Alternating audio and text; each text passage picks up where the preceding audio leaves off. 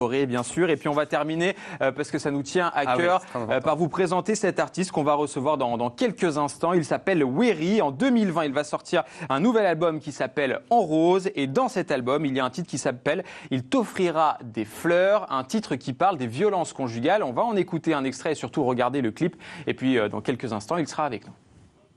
Il t'offrira des fleurs, des bouquets d'églantines. Entre deux codéines, tu pleures. Il t'offrira encore des colliers, des bijoux, comme des cordes à ton cou. Tu dors. Ça ira mieux demain, la tempête ne reviendra pas. C'était un mauvais jour, c'était ta faute toujours, tu crois?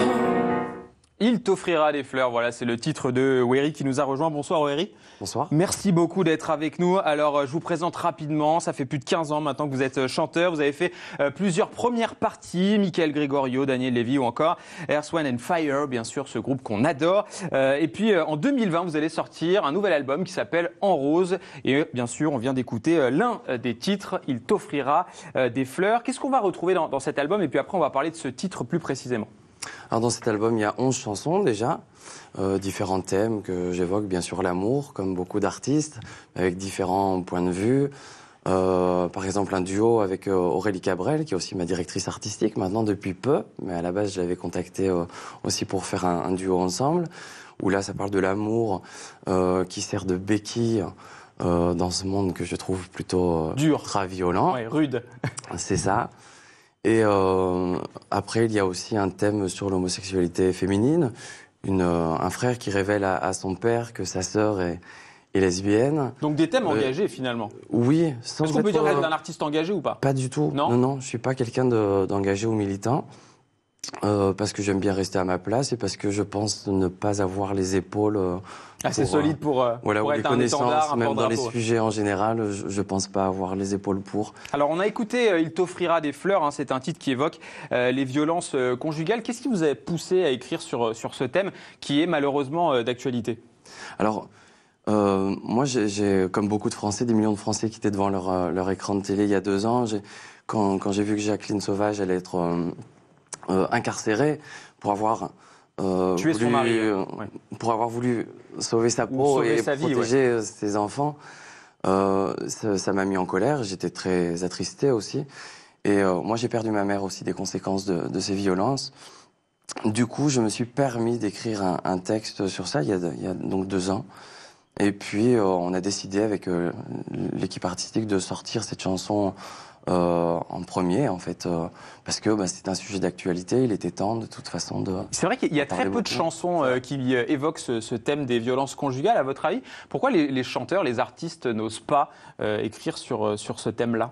Moi, je m'en suis empêché pendant des années, parce que je trouvais que c'était maladroit, peut-être, la façon dont j'ai essayé, bien sûr. Mais j'ai jamais osé en parler. Et j'ai réussi, donc le déclic, ça a été Jacqueline Sauvage, mais... je pense que j'ai réussi à écrire dessus parce que j'en ai fait une généralité et une histoire un peu romancée aussi d'un garçon qui dit à sa meilleure amie pars, fuis. C'est la seule chose que je peux te donner comme conseil. Pour éviter de mourir. Je sais que vous avez participé aussi à la Nouvelle Star. Voilà, c'était en 2006. Est-ce qu'aujourd'hui, vous pourriez reparticiper à un télécrochet, peut-être avec ce titre d'ailleurs, pour sensibiliser à cette horrible chose que sont les violences conjugales, peut-être permettre aussi à des femmes d'aller porter plainte, de fuir aussi face à des maris violents? Alors encore une fois, des compagnons violents. Je fais actuellement beaucoup d'interviews sur tout ça, mais je reste... Parce qu'on le sait, The Voice a un impact, bien sûr, il y a une grande visibilité, par exemple. Est-ce que ça pourrait être le cas? Est-ce que ça vous plairait de le faire? Oui, pourquoi pas, bien sûr. Pourquoi pas. Après, pour m'engager, peut-être pas forcément, je me sens pas être un porte-parole de la cause du tout. Et vous pensez que votre chanson, par exemple, à travers la chanson, on peut inciter des femmes à prendre la parole, ou en tout cas à se défendre, à aller porter plainte à un commissariat, fuir leur domicile pour éviter de mourir, tout simplement? Si je peux avoir cet effet-là avec cette chanson, j'en serais heureux, bien sûr, mais je pense pas que ça puisse apporté tant que ça. Après, tant mieux, je vois les réactions sur YouTube sous la vidéo qui sont positives. Et que vous disent les gens d'ailleurs?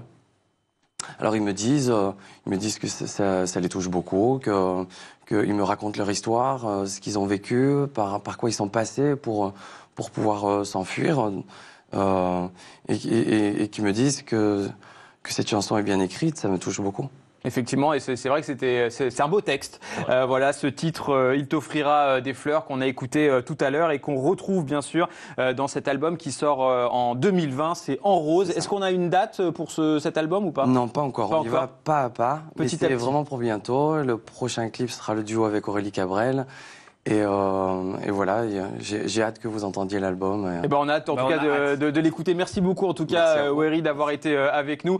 Et merci à vous de nous avoir suivis. Merci aussi les experts, bien sûr. Et puis, je vous souhaite un excellent week-end. On se retrouve dès lundi pour un nouveau débrief de Non-Stop. Ciao.